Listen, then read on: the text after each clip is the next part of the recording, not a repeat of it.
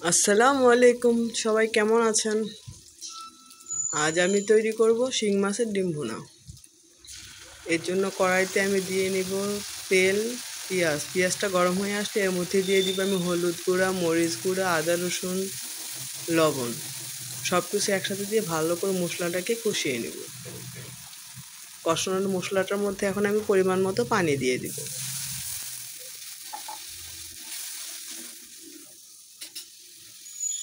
মশলাটা কষানো হয়ে গেলে এখন আমি এর মধ্যে আগে থেকে কেটে রাখা আলুগুলো দিয়ে দিব।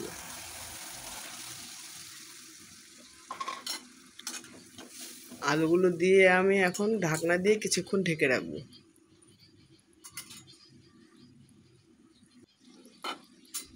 এখন আমি দিয়ে দিব এর মধ্যে কেটে রাখা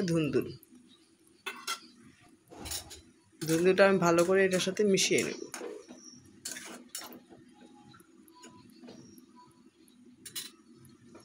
এটাকে আমি 5 মিনিটের জন্য ঢেকে রাখবো এবং আগে থেকে ধুয়ে রাখা শিং মাছের ডিমগুলো এখানে আমি দিয়ে দিব।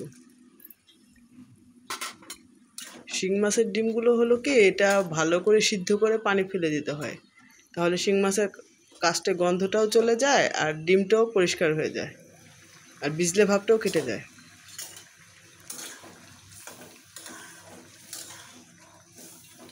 এটাকে আমি এখন ভালো করে নেড়ে চেড়ে সব কিছু একসাথে মিশিয়ে নিব। কয়েকটা কাঁচামরিচ দিয়ে দিব। ঝোলটা শুকিয়ে আসা পর্যন্ত অপেক্ষা করব।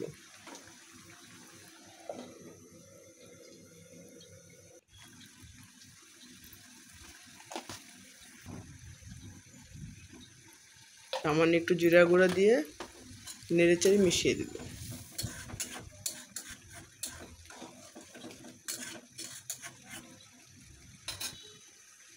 ঝোলটা শুকিয়ে আসলে এখন আমি নামিয়ে পরিবেশন করব।